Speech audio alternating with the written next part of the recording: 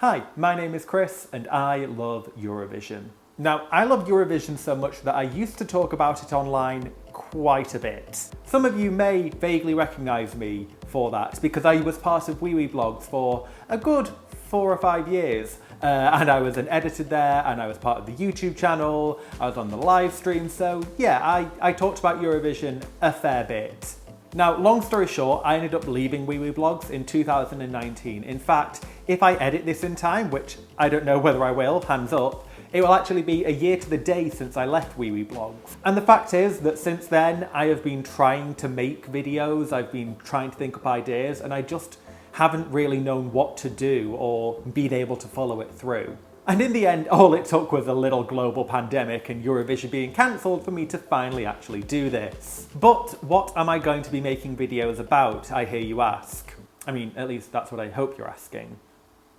I want to cover Eurovision from the very beginning through to the current day. I want to talk about some of the songs that people might have forgotten, the contests that have fallen by the wayside, the artists, the acts, the staging, everything possible to see what insights there are out there. And of course, I still want to talk about the modern day too. There are so many great songs and so many interesting things that have happened in Eurovision over the years.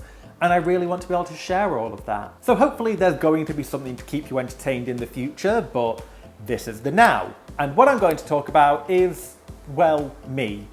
I figured that the best way to introduce myself on this channel was to let you know more about me and my love of Eurovision. So what I did, I went over to my Instagram and asked people to ask me questions, and here are the answers. So starting off, there were a lot of questions about 2020, and obviously there will be a lot more to talk about the contest that never was. But one of the things that people mainly wanted to know were, what are my favourite songs, or who did I think would win?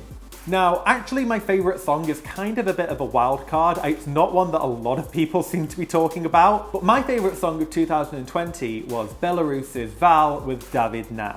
Here's the thing, when Belarus get Eurovision right, they get it so right. I fell in love with Navi Band in 2017 and I was doing exactly the same thing with Val this year. It's in Belarusian for starters, which is a language we have not heard anywhere near enough in the adult Eurovision contest. It's actually the song I have played the most on my Spotify this year. It has so many great elements to it. It's ridiculously catchy. Like, I will be singing David Na in the back of my head throughout most of each day. But of course, there's also the question about what I think would have won Eurovision. And whilst I love Belarus, I'm pretty certain that I was rarely in the minority and it might not have even qualified. The song that I think actually would have won Eurovision, and I know I'm not alone in saying this, is Iceland.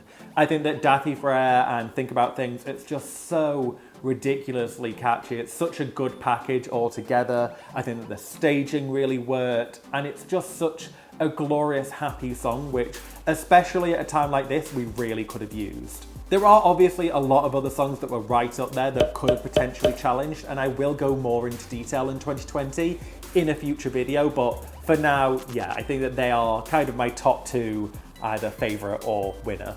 There were actually quite a few questions asking me about Poland and what was my favourite Polish entry of all time. Like, literally I got 2 back to back within like a minute of each other. And I know that Polish Eurovision fans are particularly keen. Anytime that I said anything bad about them, oh boy, did they let me know how they felt about that. The fact is that I haven't really loved a lot of Polish Eurovision songs since Poland returned in 2014. Like, I liked some of them, but I've never really loved them. My love for Polish Eurovision songs goes way back, actually to the beginning in 1994. Tony Ja is such a beautiful song, and I think it's one that really is a great contender for one of the best runner-up songs of all time. But also, we have been doing Eurovision again recently at the weekends, which has been great fun. Huge shout out to Rob, Ellie and the rest of the Eurovision Again team. It's been so much fun. But as part of that, we rewatched 1997 recently as a group, and I had forgotten how much I love Ali Jestem from 1997 as well. It's really, really catchy. It's another one that just gets stuck in the back of your head, and it has that kind of ethereal quality almost to it that really, really gets me. So I would say 1994 and 1997 are kind of neck and neck for me in terms of my favourite Polish entry. I realised that it asked for my favourite and I gave 2 answers, but it's my channel. I can have 2 favourites if I want to, I guess. Another great one that I got was, what was the favourite contest that I ever went to? Now, I went and attended the 2015, 2017, 2018 and 2019 contest, and I did all that as a member of the press. And truth be told, there are highlights from each of them, and I would not change pretty much anything about any of them. I would say that if I had a favourite, I would actually say, weirdly, it's Kiev 2017. Kiev was such an interesting place to go to. I'd never been to anywhere in the east of Europe before, and it was just such a really interesting place. Obviously, there were a lot of tensions going on, and I was aware of that a little bit, but I kind of still felt at ease, and being part of the Eurovision bubble probably did help that. It's also weird because 2017 is probably my least favourite contest of recent times, or at least of the ones that I went to in terms of the song quality, but there was just something really cool and I just really enjoyed myself there. Let me know in the comments if you do want me to talk a little bit more about each of the Eurovision experiences I had and what it was like as being part of the press. Now, this is a question that I have had asked of me quite a few times, and I suppose I have to address it at some point. Will I ever be going back to Wee Wee Blogs? The fact is, I don't really know the answer to that right now. I needed time away from Wee Wee Blogs, and I needed time away from Eurovision as a whole. And whilst I'm slowly starting to integrate myself back in with Eurovision, I think that I still need a bit more time away from being so public and so full on like we were at Wee Wee. Now, don't get me wrong, I loved being part of Wee Wee Blogs and I love the team. William, I cannot thank enough for the opportunities he gave me. Without Wee Wee Blogs, I would probably have never been able to go to Eurovision and do the things that I did. So I can only thank them, and I wish them so much success going forward. But for now, I kind of want to try this and do my own thing for a little bit. And finally, who doesn't love a bit of controversy to round things out? Who was the nicest person I met at Eurovision, and who was the shadiest? Now, truth be told, Eurovision artists as a whole are the loveliest people, and I really don't have a bad word to say about 99.9% of them. There are, of course, a couple of exceptions here and there. There wasn't anything that they ever specifically did towards me, but you hear stories along the way. I probably only had one slightly negative experience with the Eurovision act, where it was me personally, but we kind of talked through that and everything was okay, and I've not had any issues with that person since. I've met them multiple times after that, and it's all been cool. There are, of course, a few people who in particular stand out as being really nice and some of my favourite people I met during Eurovision. Personally, obviously, I had a really great connection with Ieva from Lithuania in 2018. She was just wonderful, lovely, and it was kind of really nice to follow her on that Eurovision journey. And in 2015, obviously, I got really friendly with Tamar Kaprelian from Genealogy and Armenia.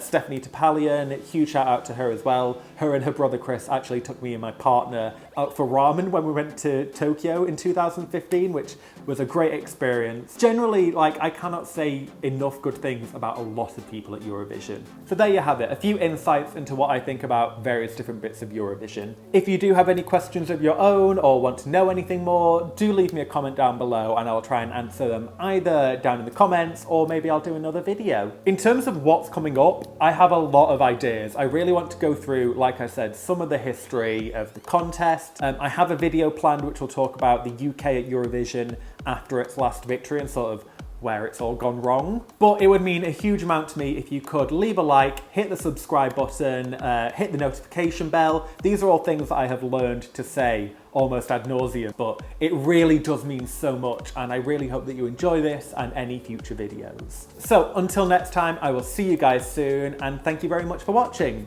Bye.